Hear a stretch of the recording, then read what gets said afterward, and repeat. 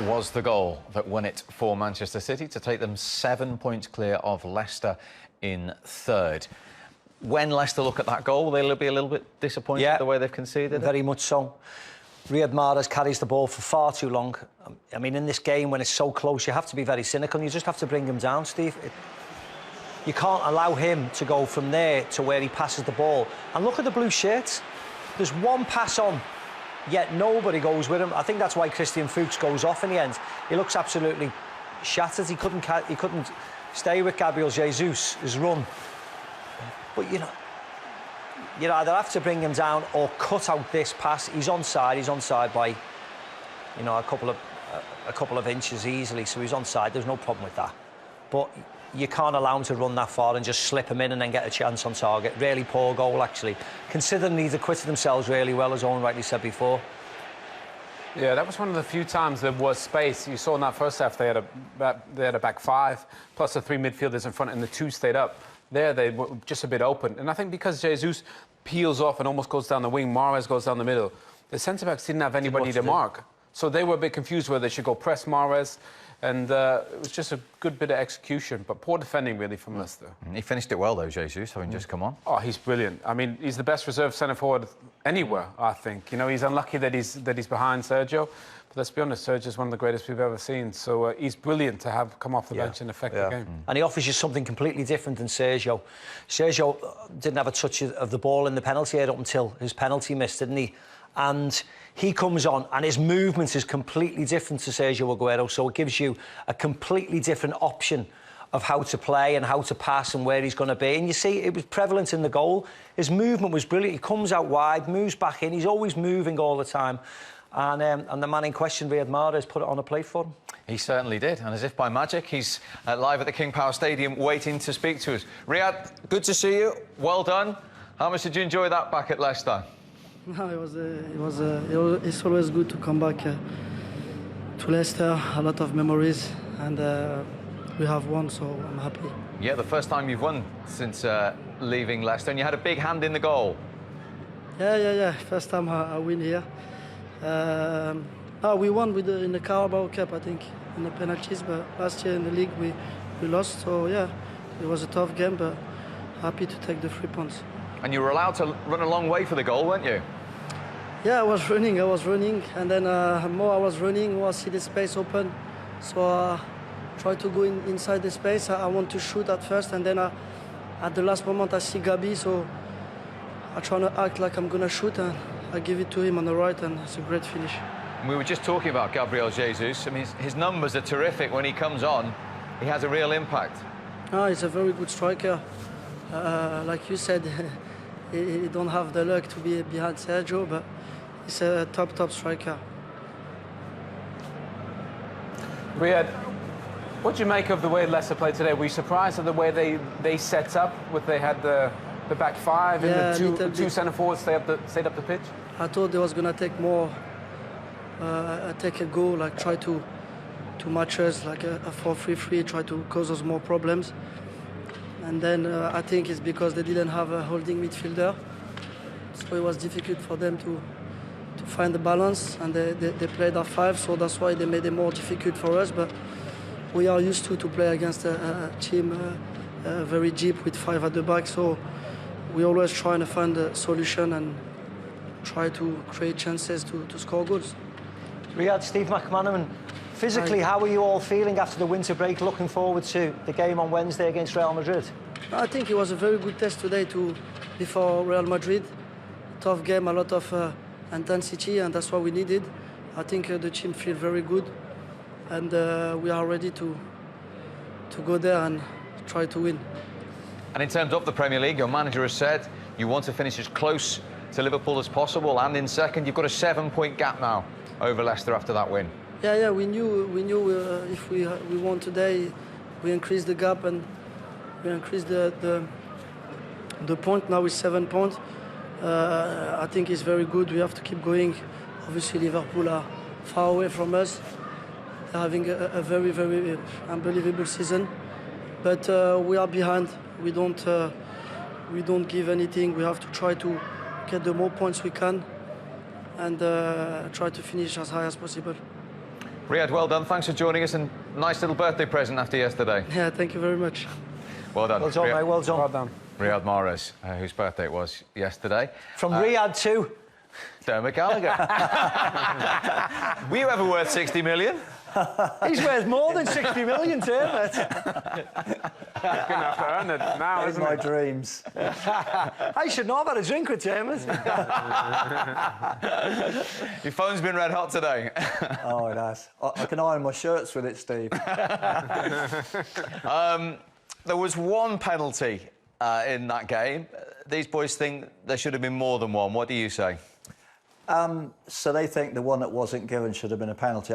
I wasn't convinced. I think his arms are in a natural position at the start. He turns sideways, which is deceiving. But I think there's also a chance that ball's come off the back of Laporte and flicked onto his arms. So I can't see it's clear and obvious. You see there, I'm not sure that strikes Laporte's back, goes onto De Bruyne's hands. He shouldn't. Oh, you're clutching at straws there, Dermot. I am. I'm telling you what I think the VAR might see, Steve. No, I know, mate. I know. It's you know, it's such a tough call. It's what you would say. It's not a clear and obvious error to the VAR. He can't deem that. I genuinely think he's gone up here. You know, he's square on. You see that his hands are coming up to protect his face. I don't think there's any doubt about that. But then he moves sideways. Look at De Bruyne's arms. Yeah. And look at Laporte's arms. So Laporte's are in a natural position. Yeah. De Bruyne's aren't. Well, this is the difficulty, Owen, with handball. You know, we talk about making the body bigger. The argument from the PGMO will be that because his arms are right against his body, he hasn't made himself bigger. With the Leicester player, Pratt, his arms outstretched. You know, it's hit his elbow, his arms are outstretched, and they go on making the body bigger. Is he out of shape? You know, you will tell me as a footballer, you've turned like that, you've turned into it, and it struck you. I accept that, but that's what they work on, and I think on that basis, they've deemed one not to be a penalty and one to be a penalty. So Don, because the ruling is, let me get this right. The ruling is he's allowed to protect his face, right? Yeah. So that's why it wouldn't be given as a penalty. Absolutely. And what you would say, if he didn't protect his face, if you know, it would hit him in the face anyhow. So he hasn't blocked. Macca made a good point at half time. He's actually pulled his face out of there, hasn't he, and left his hands there in a way. So would they look at that and go, well, his face isn't there? I agree. If his face is there, that makes sense. But he's almost away from it, isn't he? And that's what I said, Owen. If you watch the shot go through, you know, he's square on. He's like this, and then he turns away, and it's because he turns away, and his body shape turns away. That's why we get this element of, has he handled the ball? Is he in an unnatural position? My take is it started in a natural position. It probably looks at the outcome that it's not.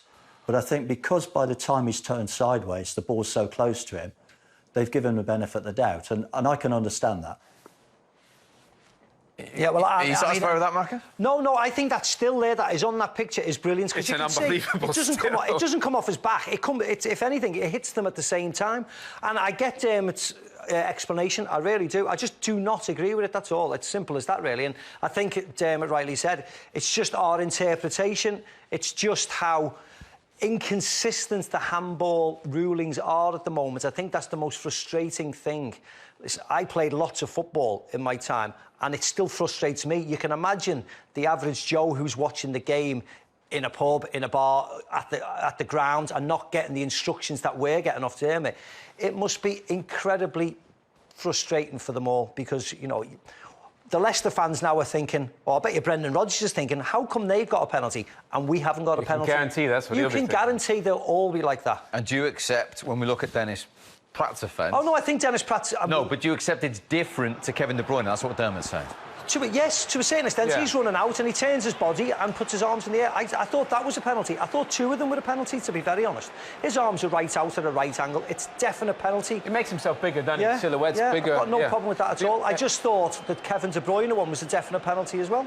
But I understand and take on board and totally get the fact that, you know, Dermot's explanation of what the PGMO will state in their rulings. And we're just hearing that Dennis Pratt has done an interview saying he was protecting his face. I think somebody told him the rule, by the way. Protecting somebody else's face. I think Brendan Rodgers told him, when you go to the interview, just say you're protecting your face. There's the still there. That's still there. There you go. Look, as he's protecting Jamie Vardy's face. That's what it was.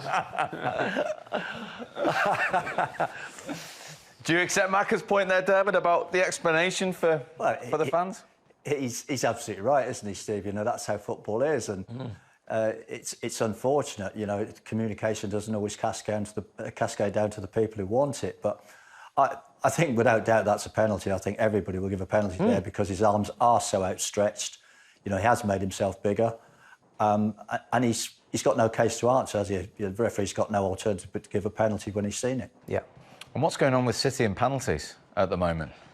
They've missed their last 4 in the Premier League. Well, I thought we were going to see Edison. I thought Pep said after the game against Sheffield United, Edison might step up. Sergio Aguero steps up. To be fair, I thought Schmeichel was going to save it. I just fancied him. But they're just not scoring from penalties. What's fourth different mistake of this season? You know, and it's not a good penalty, by the way, from Sergio. Get De Bruyne on them. Let him whip it into that side netting. Well, Kev De Bruyne has only taken 1 Premier League penalty for Manchester City. He missed it against Everton and hasn't taken one since. No, and he doesn't fancy it, does he? And really, the centre forwards should take the penalty. The real goal scorers who thrive on numbers and getting goal to game ratio, they're the ones who should take it. You just expect them to take better pens than that. OK. Dermot, thank you very much indeed for that explanation. Cheers, Dermot. Always. Thank you. The next explanation will come from the Manchester City manager, Pep Guardiola. Pep, what did you make of that? Yeah, nice, great victory. So in crowd tough plays and for the quality they have in all departments, especially up front with they're so quick. Except first action they had a clear chance over Jimmy Vardy and some quantities we controlled them and we play a really good game. Particularly in the second half, touchline, you seemed frustrated. You were trying to change something. What were you trying to change? No, sometimes when one player is playing one position, you have to change it. They don't understand they are playing, and sometimes. But after when they settle and they put Gundogan drop a little bit close to Rodri, we found the spaces. How much harder does it make when you're playing against a system like that? You know, we play many times. So we are used to play for different systems. It's not news. So just to know a little bit where are the spaces to control our build-up and control the players don't make mistakes especially in the counter-attack. And they know we are 4 years together. So and we play against different systems a lot of times.